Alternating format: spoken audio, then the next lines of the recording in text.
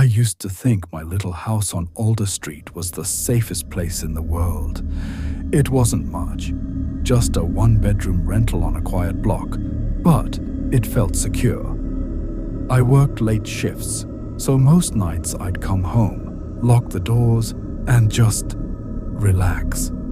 Nothing ever happened in that neighborhood, at least not until that night. The house sat at the end of a narrow street, with only one flickering streetlight nearby. On nights like this, it was dark enough that the whole block seemed abandoned. Inside, my living room was dimly lit by the TV, the glow spilling across the carpet. I remember sinking into the couch, scrolling through my phone, enjoying the silence. I had my usual setup. Leftovers on the coffee table, my phone in one hand, remote in the other. The neighborhood was so quiet, it almost felt like I was the only person awake. I leaned back, half watching some late-night show, half dozing off when I heard it, the tiniest sound from outside.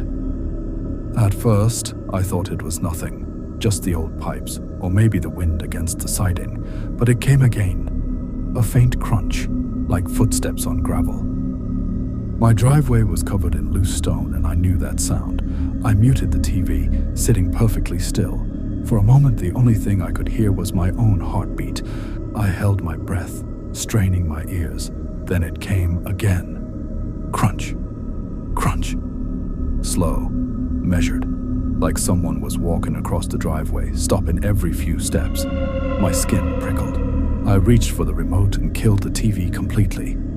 The glow disappeared, and the house sank into silence.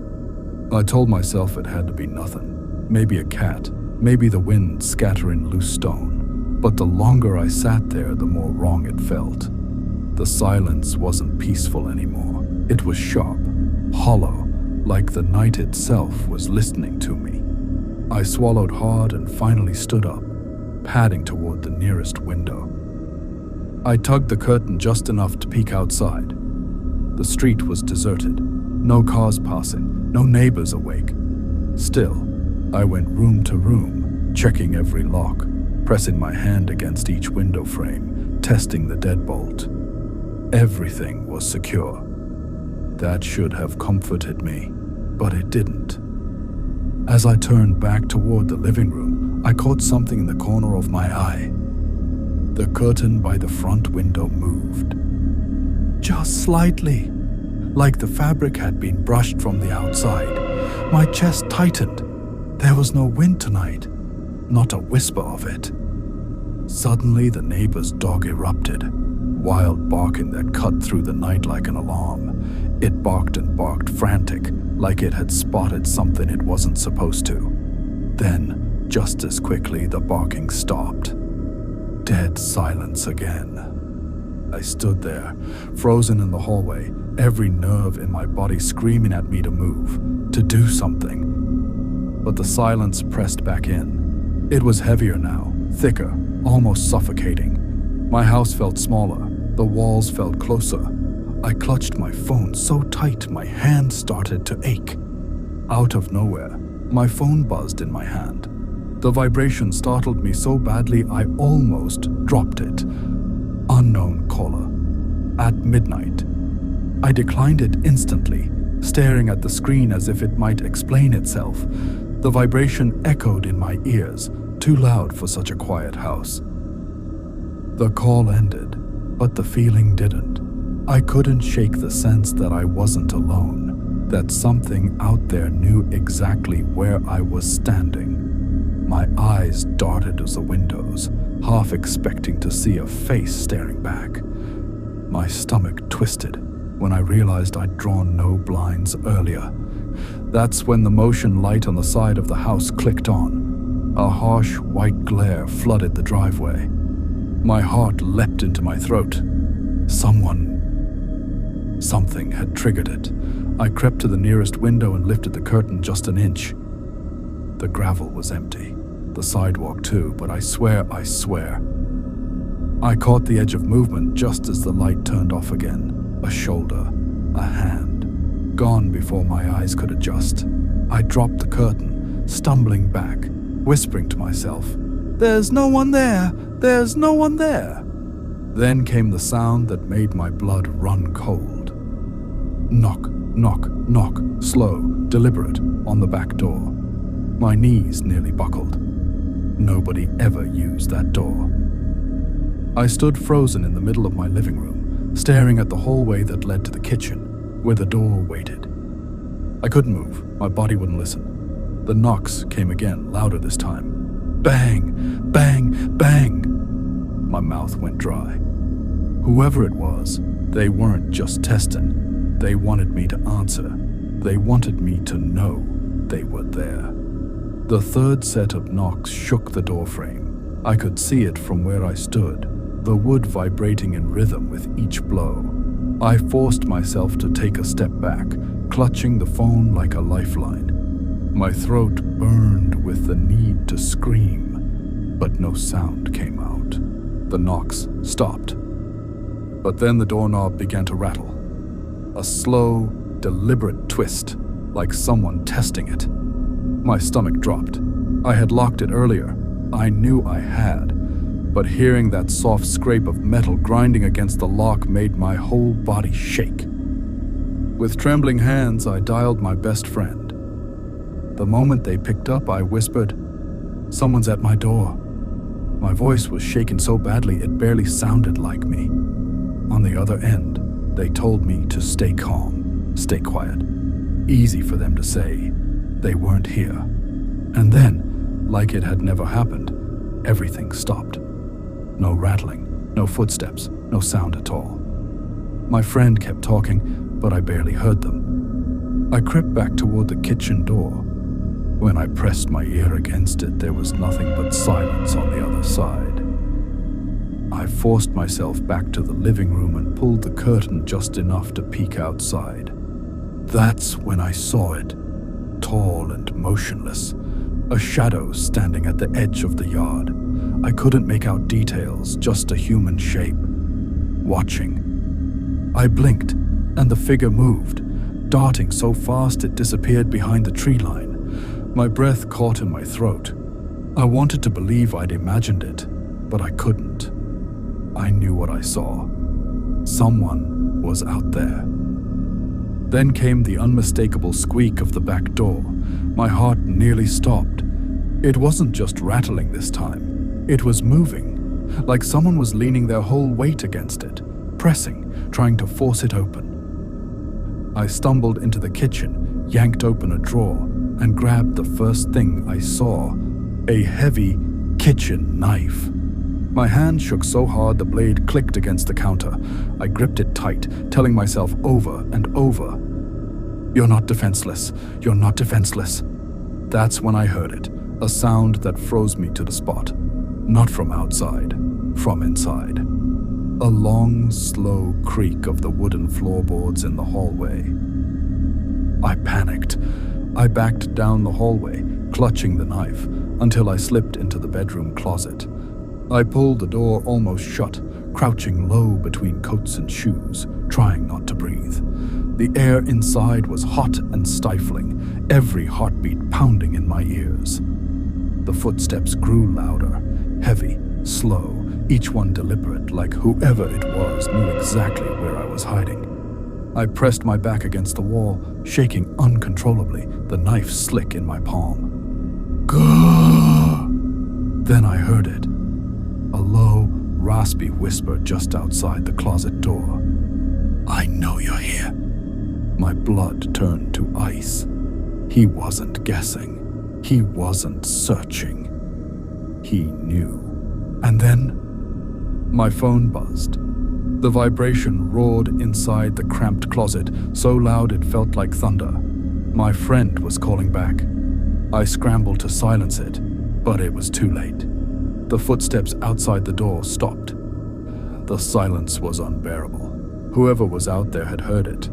They weren't moving, just listening. I covered my mouth with my free hand, terrified even the sound of my breathing would give me away. The closet door handle turned. Slowly, the sound of metal clicking, smooth and steady. I raised the knife, my hand shaking so badly I almost dropped it. The door inched open a fraction, just enough for darkness to spill inside. Then, a voice outside shattered the silence.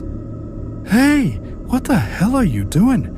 It was my neighbor shouting from his porch. The footsteps outside the closet snapped away, pounding fast toward the back of the house. I heard the back door slam, the sound of boots crunching gravel, fading into the distance. My neighbor kept shouting, but he never came inside. I stayed frozen, crouched in the closet, long after the house fell silent again. Minutes passed, maybe hours. I couldn't tell anymore. My body was numb, my mind hollow. Finally, I pushed the closet door open, knife still clutched tight. The house looked exactly the same, but it didn't feel like mine anymore. With shaken fingers, I dialed 911. My voice cracked as I told them someone had been in my house. The operator promised officers were on their way. I sat on the floor by the front door, staring at the locks, waiting for sirens. When they arrived, 2 officers moved through every room, every hallway, their flashlights cutting across the dark corners.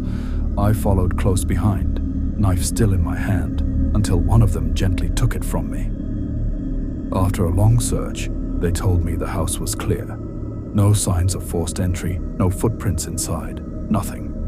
They said I must have scared him off before he got in. They told me to get some rest. For the first time that night, I let myself breathe. My shoulders sagged, my eyes burned.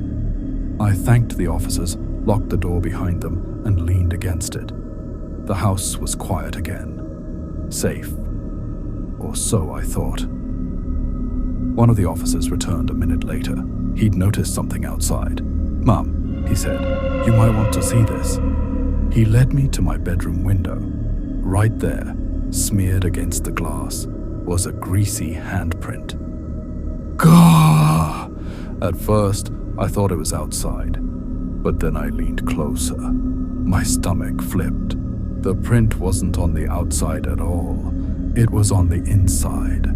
After the officers left, I double-checked every lock, every window. The greasy handprint haunted me, but I tried to convince myself it was just old. Maybe left from before I moved in. I wanted so badly to believe it. The house felt quiet again. Too quiet. Exhausted, I walked back into the bedroom. The window with the print stared at me like an open wound. I shut the blinds tightly, drew the curtains over them, and told myself, out loud, that it was over, that I was safe now. My voice sounded hollow in the dark. That's when I heard it. A faint shift of weight, a creak that didn't belong to me. My blood turned to ice. It wasn't from the hallway this time. It was from the ceiling. My house didn't have much of an attic, just a crawl space with a flimsy panel above the hallway. I stared at it, my stomach twisting. I had checked every door, every window, but I never checked up there. The creak came again, louder. Something was shifting weight above me, slowly, carefully, like someone trying not to be noticed. My knife felt useless in my hand.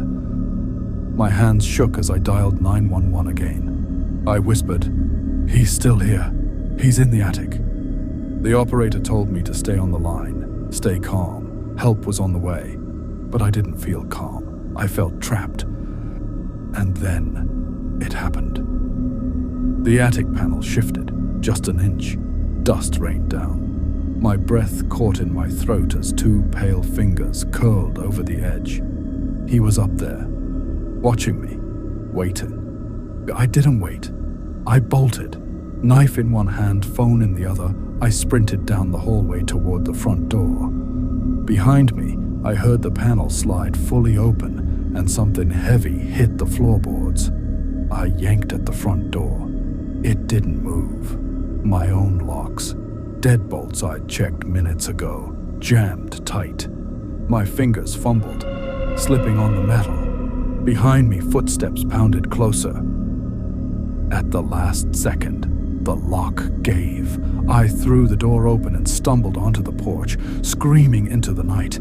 My neighbor's light flicked on again, and the figure froze in the doorway behind me, half hidden in shadow. Then, just as quickly, he vanished back inside. When the squad cars pulled up minutes later, red and blue lights flashing, I was still barefoot on the porch, shaking uncontrollably. Officers stormed inside. I waited, hugging myself, praying they'd drag him out in handcuffs. They searched the attic, the closets, every inch of the house, but they didn't find him. Not this time either. They told me he must have slipped out while I was outside, but I knew better. I had seen him. I had heard him.